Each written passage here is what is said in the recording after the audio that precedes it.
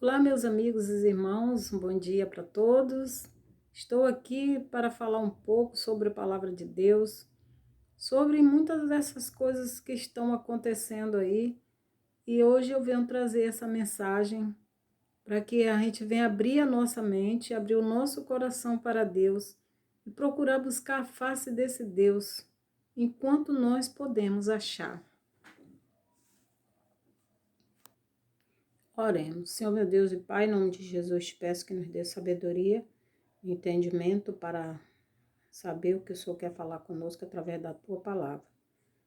Ó Espírito Santo, me use neste momento e que muitos que estiverem aí do outro lado, que o Senhor venha ungí-lo e que o Senhor venha dar sabedoria e entendimento a eles também. Em nome de Jesus, amém. Então, aqui em Gênesis 2, ainda no 1, no verso 31, diz assim: Viu Deus tudo quanto fizera, e eis que era muito bom. Houve tarde de manhã, o sexto dia. Assim, pois, foram acabados os céus e a terra e todo o seu exército, e havendo Deus terminado no dia sétimo a sua obra que fizera, descansou nesse dia de toda a sua obra que tinha feito. E abençoou Deus o dia sétimo, o santificou, porque nele descansou de toda a obra que como Criador fizera. Então, aqui você vê que Deus ele ainda estava ali sozinho, ele tinha feito tudo, e ele achou que tudo era bom, e ele gostou, e ele descansou, sabe para quê? Para contemplar aquela maravilha que ele tinha feito, e também para deixar um exemplo para cada um de nós, que a gente pudéssemos também tirar o sábado para descansar, porque foi o único dia que ele deu nome, porque os outros dias ele botou o primeiro, segundo, terceiro, quarto, quinto, ele não botou nome, quem botou nome foi o homem. Ele só botou o nome no sábado. Então, ele pediu que a gente descansasse no sábado. Então, depois é que a gente vê que vem a formação do homem, né? A formação do homem, que está aqui em 2, no versículo 4. Esta é a gênese do céu e da terra quando foram criados, quando o Senhor Deus os criou. Não havia ainda nenhuma pessoa lá na terra, não havia, né? Nada, Deus foi criando as coisas, né?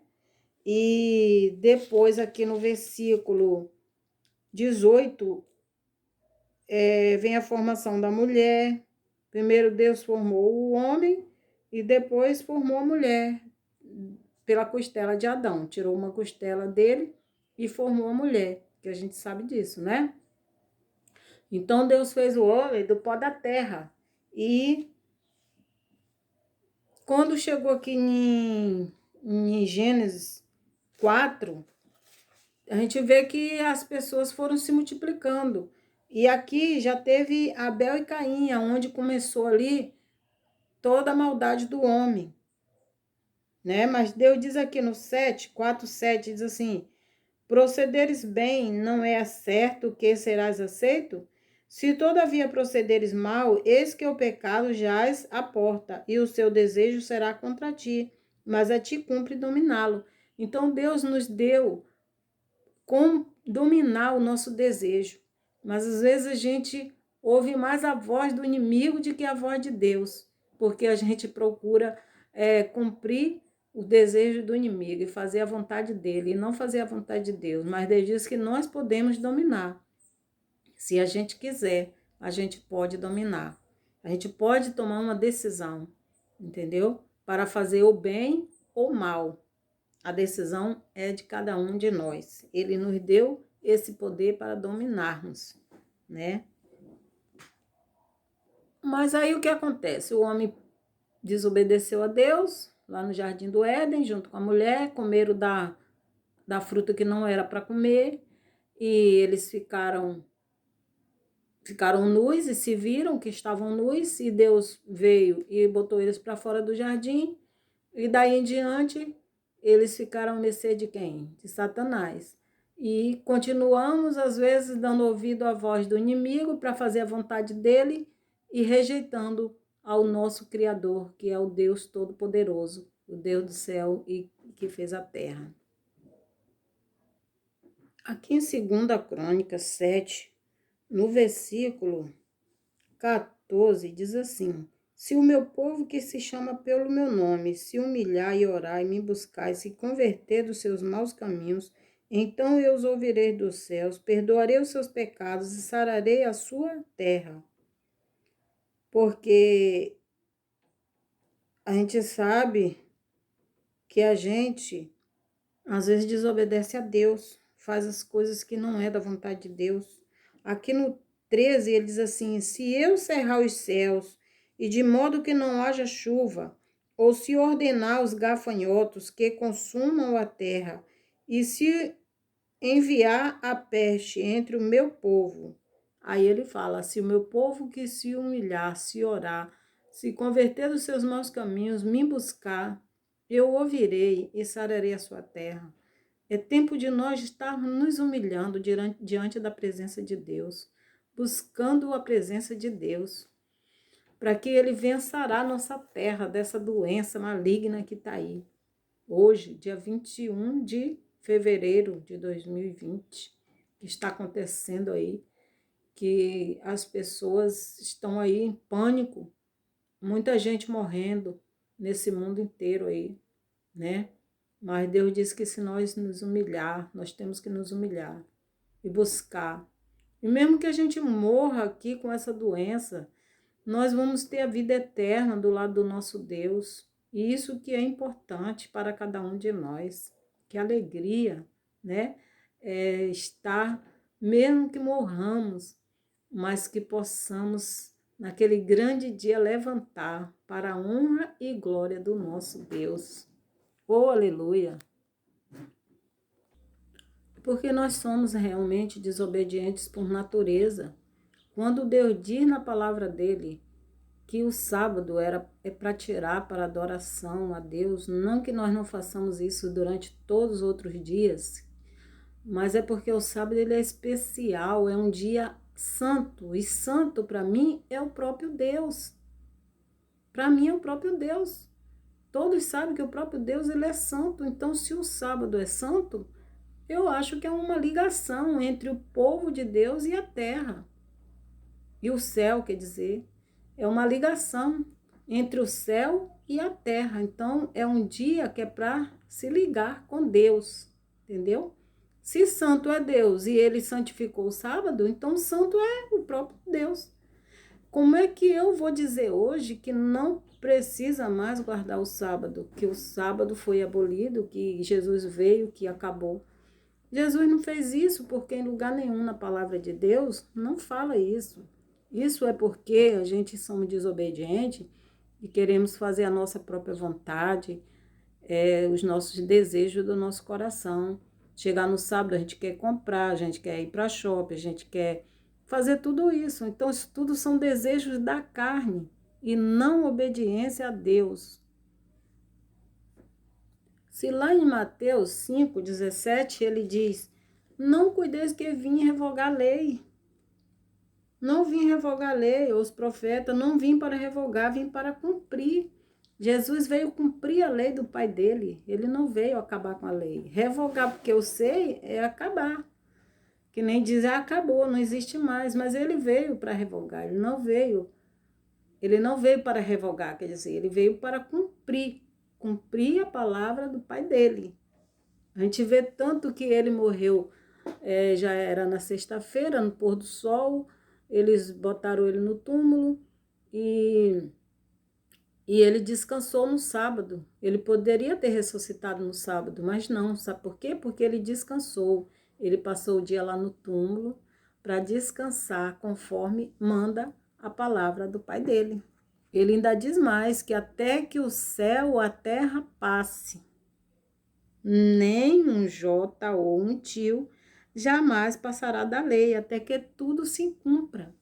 Porque Deus disse que não veio fazer mandamentos novos, mas ele veio escrever a lei agora no nosso coração. Ela está escrita no nosso coração. Não precisa mais a gente estar vendo somente a lei lá nas tábuas dos mandamentos. Deus ele ia escrever no nosso coração, para que fique gravado em nosso coração. Deus também diz lá em Levítico 11, para não comer carnes imundas. Deus disse lá, Levítico 11, mas o povo continua comendo. Olha o que está acontecendo aí. Continua comendo coisas que não é permitido que se coma. Deus deixou as coisas tudo certa que a gente devia comer, né? Ele falou que devemos comer o que não devemos comer. Lê lá em Levítico 11, que a gente vai descobrir o que está escrito lá. Mas, infelizmente, o povo não quer seguir a palavra de Deus. Não, eu tenho que comer aquilo que me dá vontade. E lá na China eles estão comendo tudo que não presta. Deus não deixou barata, nem escorpião, cobra, nada, rato para se comer, não, meus irmãos. Deus não deixou isso, não. Deus é um Deus de amor, ele jamais vai fazer isso com os filhos dele. Mas nós somos desobedientes por natureza e queremos fazer a nossa própria vontade, o nosso próprio eu. E nós temos que mudar, temos que acabar com isso, porque Deus vai cobrar de nós e está cobrando já. Está cobrando e vai continuar cobrando até no dia que a gente venha realmente se arrepender e convertermos a Ele. E nos convertermos, porque precisamos nos converter e aceitar Ele como nosso único Salvador. Deus disse lá em Levítico 11, não coma o porco, porque é imundo, mas a gente come. Olha o que o Deus diz aqui também, em Isaías, Isaías 65, no versículo 4, que eu vou ler, do versículo 4. Aliás, do versículo 3, porque o povo é rebelde, realmente, o povo é rebelde.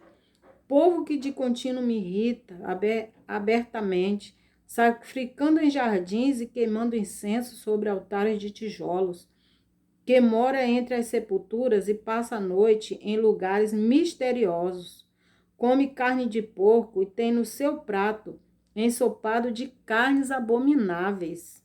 Olha o que Deus está falando. Tem nos seus pratos ensopado de carne abomináveis. Entendeu? O que está acontecendo aí por causa de carnes abomináveis? Essa praga aí, ó, que está acabando com todo mundo, botando todo mundo em pânico, deixando todo mundo preso dentro de casa, por causa da desobediência do homem.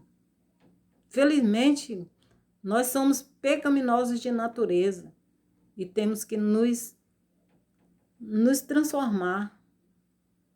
Mas somente com a ajuda de Deus é que nós vamos ser transformados. Por nós mesmos, nunca vamos conseguir ser transformados. Aqui em Jeremias 29:12 diz de novo: buscar-me-eis e me achareis, quando me buscareis de todo o vosso coração. A gente tem que buscar Deus de todo o coração, realmente buscar a Ele, somente a Ele. De todo o nosso coração nós temos que buscar a esse Deus, e Ele vai nos ouvir. Lá em Êxodo 20, Deus fala dos mandamentos. Deus fala, lembra-te do dia de sábado para santificar. 6 dias trabalharás e farás toda a tua obra. Mas o 7º dia é o sábado do Senhor teu Deus. Não farás nenhum trabalho, nem tu, nem teu filho, nem tua filha, nem teu servo, nem tua serva, nem teu animal, nem o forasteiro das tuas portas. Mas o povo diz assim, não, já aboli, o sábado não existe mais, não precisa mais ser guardado. Não precisa mais, entendeu? Aqui em Êxodo 31, no 17, disse, entre mim os filhos de Israel é sinal para sempre, porque em 6 dias fez o Senhor os céus e a terra, e ao 7º dia descansou e tomou alento. E tendo acabado de falar com ele no monte Sinai, deu a Moisés as 2 tábuas do testemunho, tábuas de pedra escrita pelo dedo de Deus. Então essas tábuas foi escrita pelo dedo do próprio Deus. Mas não, já aboliu, não existe mais não, acabou. Mas está lá em Mateus 5:17. Não cuideis que vim abrogar, mas cumprir. Então, nós temos que procurar cumprir. Deus diz lá em Êxodo 20, no versículo 4, Diz assim: não farás para ti imagens de escultura, nem semelhança alguma do que há em cima nos céus, nem embaixo na terra, nem nas águas debaixo da terra. Não as adorarás, nem lhe darás culto, porque eu sou o Senhor teu Deus, Deus zeloso, que visita a iniquidade do pai e do filho até a terceira e a quarta geração daqueles que me aborrecem. E faço misericórdia até 1000 gerações daqueles que me amam e guardam os meus mandamentos. Deus diz: não faça para ti imagem de escultura. O que é que a gente faz? Imagem de escultura.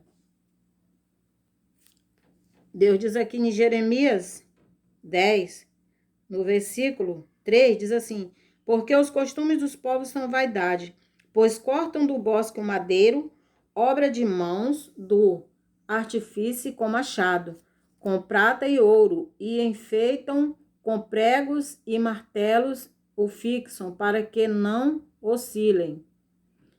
Os ídolos são como um espantalho em pepinal, e não podem falar, necessitam de quem os leve, porquanto não podem andar. Não tenhais receio deles, pois não podem fazer mal, e não está nele o fazer o bem.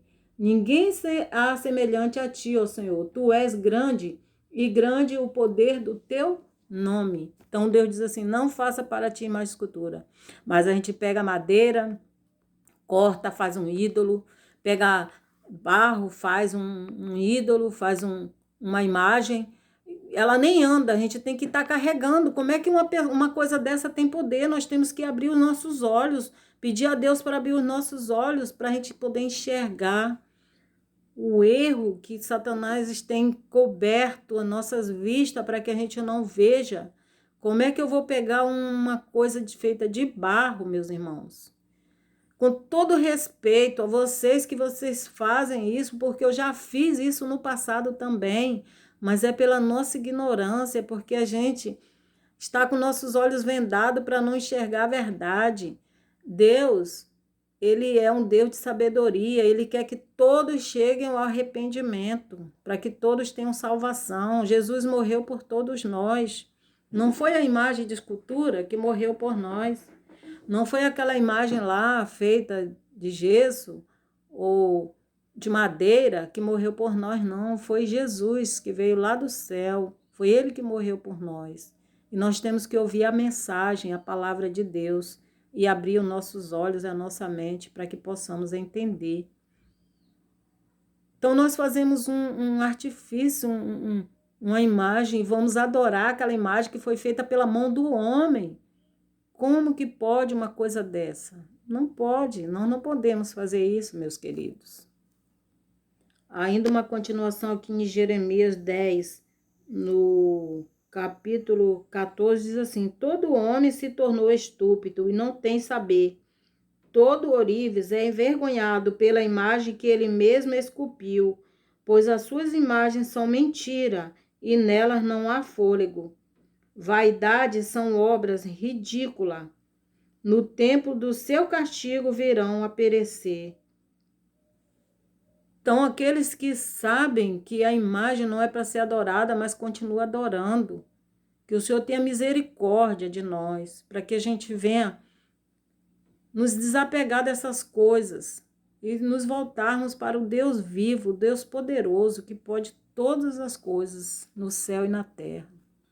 Então, o que nós temos que fazer é orar, buscar o nosso Deus enquanto se pode achar. Pedir perdão, pedir a Ele que nos ajude a nos voltarmos para Ele. Abandonar essas coisas do mundo, abandonar esse mundo cheio de pecado. E nos voltar para Deus, porque Ele é digno para nos perdoar. Ele é misericordioso para cada um de nós. E Ele vai nos ajudar a sairmos dessas coisas que nós temos nos apegado. Que Deus diz lá em Êxodo 20, amarás o teu próximo como a ti mesmo. Mas nós odiamos o nosso próximo. E isso não está certo. Deus não se agrada disso. Deus não se agrada dessas coisas.